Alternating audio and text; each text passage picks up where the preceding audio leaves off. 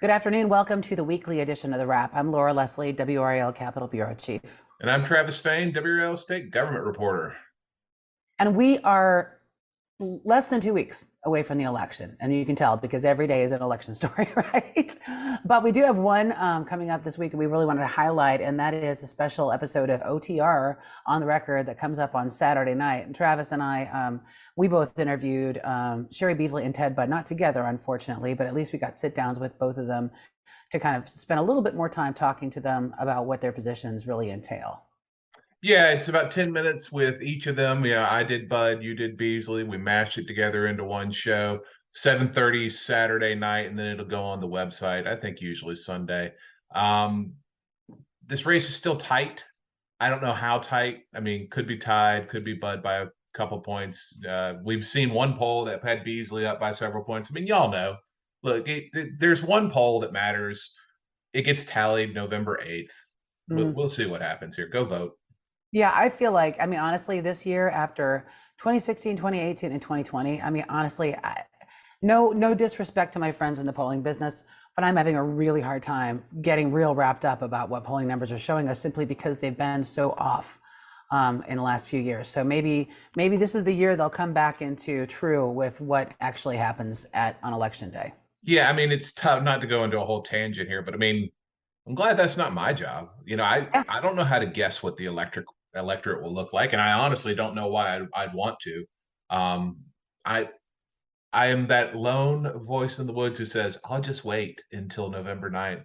But of course, I don't have to allocate campaign resources here and there, which we saw. Segue this week. Dave Matthews came to Raleigh for Cheri Beasley's campaign. Ted Cruz was here for Congressman Ted Budd's campaign. So we're kind of seeing those last, those last visits. The names get a little bit bigger, and Yeah, and the cruise event was down in Selma, and you and I were both there.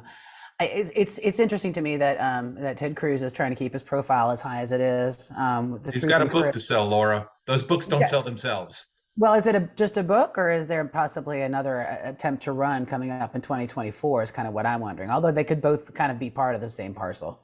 Yeah, it's hard to believe he thinks in his head, I did not get abused enough by Donald Trump last time. I want some more of that. But yeah, who knows? Who Who knows? knows? Who knows? Yeah.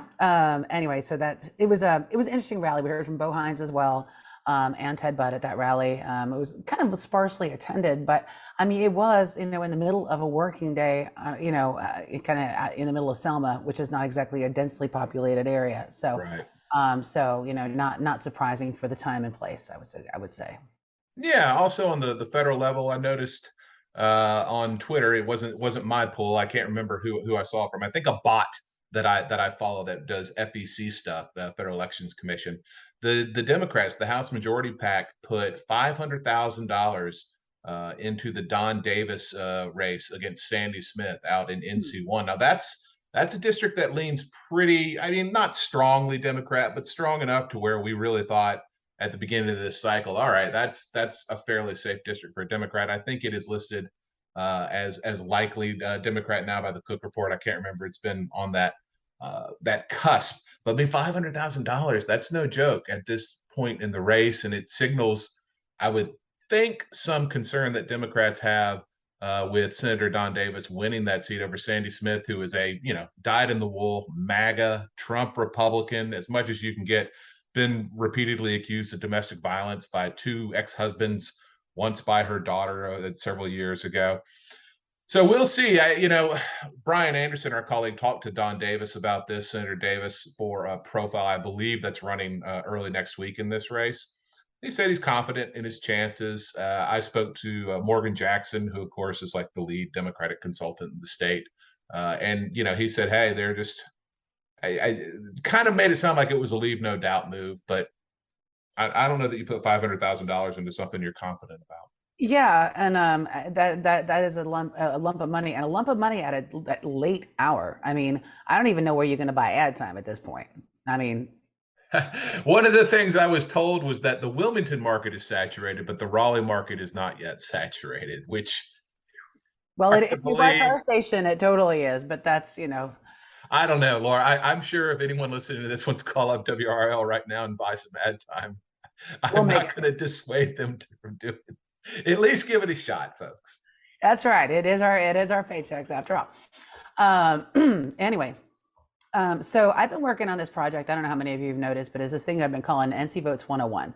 And so the general premise is to try to sort of what they call pre-bunking some of the conspiracy theories and kind of crazy talk that people have been, putting out there about elections since 2020.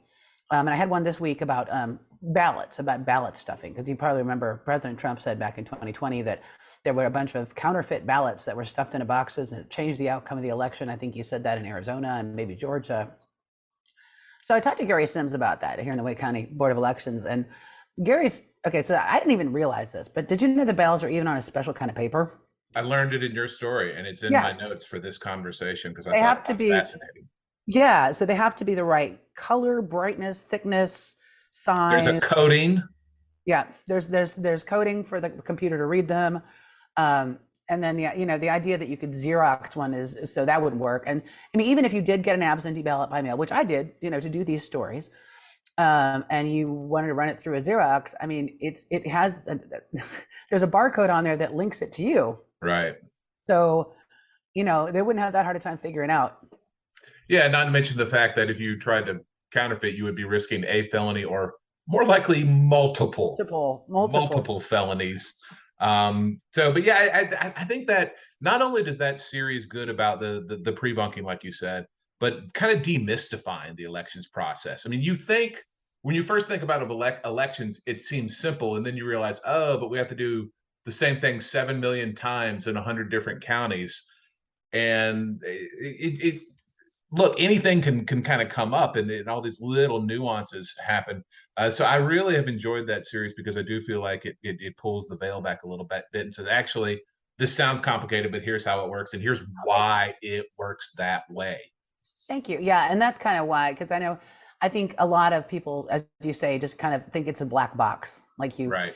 you put your ballot in and the numbers come out and what's the connection. And so, there are some really great folks who work in elections and they're concerned, and they're really concerned about, some of the more organized folks that are sort of gathering steam to do a lot of voter challenges they're afraid of, or possibly intimidate voters at the polls through sort of poll watchers.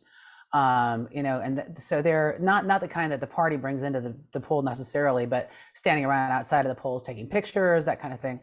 So they're really trying hard to get the word out. So they've been super, super cooperative, just, happy to show us whatever we want to see for the most part, just show it to people so they know what we do. So, In yeah. non-election news, I'll mention the governor had an executive order this week. This is another uh, electric vehicle kind of related thing, which has been a pretty serious focus for the Cooper administration. He wants a new rule at the state level to require vans, buses, commercial trucks. These are things that produce a lot of the emissions. They're a relatively small part of the vehicles you see on the road, but they're a relatively large part of the emissions that come out. He wants to see more zero emission vehicles in that area, that kind of a large and mid-sized truck area. This is a gross vehicle weight rating of at least 8,500 pounds. So there you go. But that's delivery vans, garbage trucks, school buses, semi tractors. The idea is to require more of those to be on the road as opposed to gas guzzlers here in North Carolina. It's got to How do go you through the require that though? I mean, you can't. it would go through the Environmental Management Commission. So they would a formal rulemaking process, which of course the General Assembly can block in a number of ways, including by passing a law. So we'll see where that goes. This is not an executive order where, all right, the governor said it and now it's a rule. It's more the governor said it and now we start a lengthy process with lots of public comment and back and forth. That does include the legislature eventually if they wish to try to block this. So we'll see. But I mean, that could be impactful, and it's something that happened in government this week as opposed to politics. Well, and I mean, we think about all the electric battery folks that are moving into the state. The development in that particular sector of the energy, energy and manufacturing, just kind of makes sense for us to be one of the states that's sort of pushing the envelope. And I know we're not. You said I think there were like 5 or 6 other states that had similar truck laws or truck orders on the books. So There are several, yeah. There are several that have this. So we're not breaking new ground here. And you're exactly right. I mean, look, money talks, folks, and there's a lot of money talking about electric vehicles and batteries in North Carolina right now. A sad note to point out, Stan Bingham, we lost just yesterday, I think. I think it was very unexpected. He was a former senator from Alamance County, very, very colorful character, always. And so those of you who are close to the legislature or hang out there much, if you've ever seen in the Senate when somebody goes on too long, gets really long-winded, they have this thing called the ox meter, and it kind of looks like Wile E. Coyote sticks a dynamite on it, you know. So Stan Bingham is the one who actually made the ox meter. I didn't know that. Yeah, he is. So he's a real character. He used a motorcycle rider. I remember he was a big biker, and he and Don East, I think, used to hang out together and go up in the west part. What do they call that? Dragon's Tail? Yeah, somewhere like that. He was Yeah. the one that told the story on the Senate floor, just as pleased as you could be about he and Senator Don East riding their motorcycles around these curvy roads on motorcycles. Like, oh, we were up more than 100 miles an hour, and people were kind of like, I don't know that I would have announced that. That sounds silly. But it sounds like I did not know him well. I had met him maybe once or twice back in the day, but he sounds like he was quite the character and a wonderful storyteller, and seems to have been really appreciated. His company was really appreciated by people at the state. And genuinely liked on both sides of the aisle. You know, he was one of the Republicans who'd served there before the Republicans were in the majority, and so he was with Berger, and he was kind of a 2001. He and Berger came in together in 2001, Yeah. according to a statement that Senator Berger put out on his passing.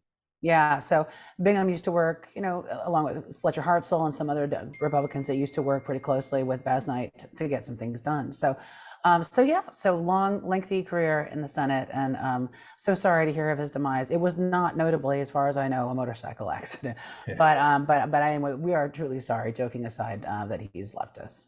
Yeah, I'll mention in the legislative tip, we had a special edition of the Wrap this week. I don't know if everybody's had a chance to listen to it. It was podcast only, so I mean, and we may be moving to more podcast only content on this product. So subscribe to the Wrap podcast if you haven't already. But it's a conversation with Jason Sain and Marcia Morey, one Democrat, one Republican from the state legislature, from the House. And the question is, all right, the biggest legislative question of this election season is whether or not Republicans get a supermajority, can block Governor Cooper's vetoes, do pretty much whatever they want. Jason saying you're a Republican, make your argument in favor of a supermajority. Representative Morey, you're a Democrat, make your argument against that. And we just kind of go back and forth a little bit, kind of a debate, kind of a conversation. And I think it was interesting content. All right. I have not even heard that yet, so I'm gonna have to go back and listen to it. We've been so busy with everything else. It's like, oh my gosh, that's right. There's that. They got into it a little bit on guns. I mean, it was all a very cordial conversation, but if you Sure. stick with it, we get a little energy down at the back at the end of it there. So Okay, a quick note that you had pointed out. There was a settlement in a case that had to do with court interpreters. This is at the NC Administrative Office of the Courts. In the settlement, it basically found that there weren't enough language interpretation services available to plaintiffs. Is that right? yeah, this flew under the radar this week, which I'll take some blame for that. But for years, I think more than a decade, the U.S. Justice Department had been talking back and forth with the court system about, for years, there was a real lack of translators available for, or interpreters, I guess, when it's spoken, available for people going through the court system who don't speak English. Maybe they speak Spanish, or I mean, it could be any number of languages, right? That got hammered out this week. The AOC, Administrative Office of the Court, struck a deal with the Department of Justice. But as I read this press release from the Department of Justice, I could not help but think of all the people. Listen to what I read here from the Department of Justice, and think about how each individual clause of this sentence would have impacted who knows how many people for years. Over years, the department found that the lack of language services resulted in longer incarcerations, conflicts of interest in criminal proceedings, and barriers to important civil protections in domestic violence and child custody proceedings. That is one sentence with a ton of pain in it for an awful lot of people. So hopefully the whatever agreement they have hammered out, I have not read the details, but the Department of Justice seems satisfied by it. And I imagine changes had been made prior to this. Y'all know how this goes. They identify the problem, they talk about the problem starts to be solved, and eventually they come up with an agreement, such as the one that was announced this week. Right. I think that's about all I have. But next week we're going to be looking at some Wake County races and bonds, and possibly could be looking at a state Supreme Court package if I can make that happen this week. We'll see. Yeah, and I know Brian Anderson's got a District 1 story next week. Laura did a District 4 congressional story that ran a couple days ago. Check that out on the nccapital.com. The UNC and I believe the Harvard race in admissions case is before the U.S. Supreme Court on Monday. Yep. I'm sure there'll be coverage of that, whether it comes from us or not.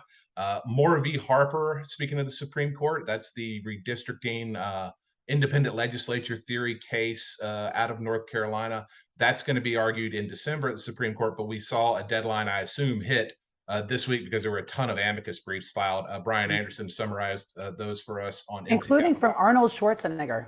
What? Of course. And look, Arnold Schwarzenegger's involved. Let's all pay attention. It was just kind of random. That's all. I will also note that former federal judge and Republican Michael Ludig, I hope I'm pronouncing that right, is now working with the Harper plaintiffs. So he basically is saying the Republican proposal here is terrible. And he is a former federal judge who testified in the January 6 hearings about the dangers of trying to overturn elections.